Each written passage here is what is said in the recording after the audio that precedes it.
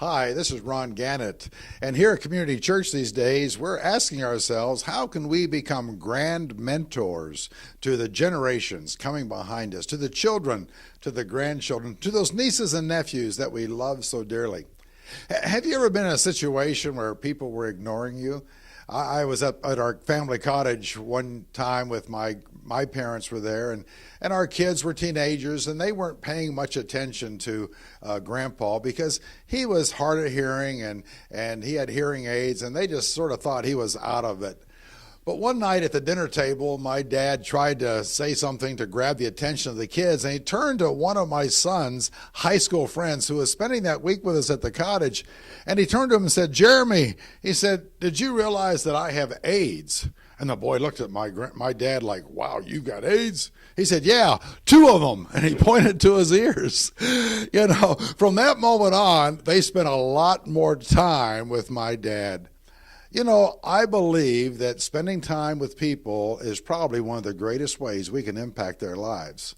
I had a friend of mine, Stan Hustad, who told me one time someone took the term witnessed and said really it's more withness, how we spend time to impact the life of other people.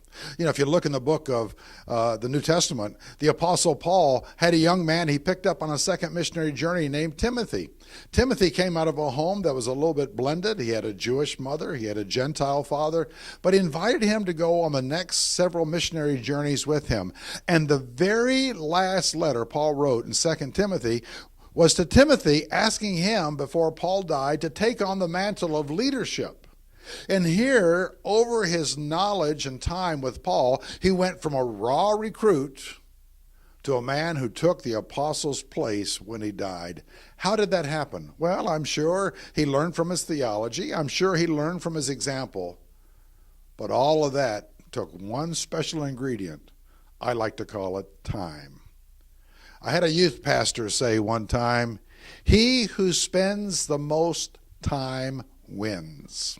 There are a lot of pressures on our families, a lot of people trying to shape them and change them, but there's no substitute for your taking time to be with them.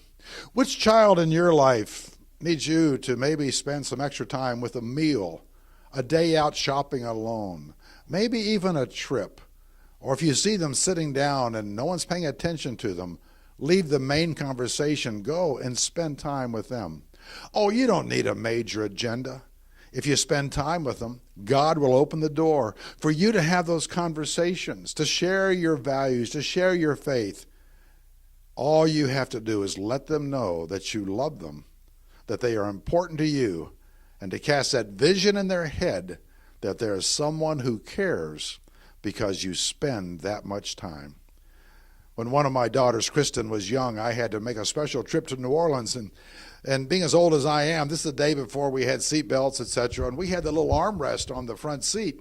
And all the way to New Orleans and back, she sat there without a car seat on that hump with a seatbelt around her next to her dad watching this whole trip. And 7 hours there and 7 hours back, she just had time alone with Dad in New Orleans. She started to cry when we turned the corner to come back home into our neighborhood. And she started saying, my trip, it's over." And to this day, if you talk to her, she remembers that time alone with Dad. My friends, you have a tool. You have a resource that you will have until the day you die. And that is the time that God has given to you. Take that time and invest it wisely. And let the people that you love know how much you care.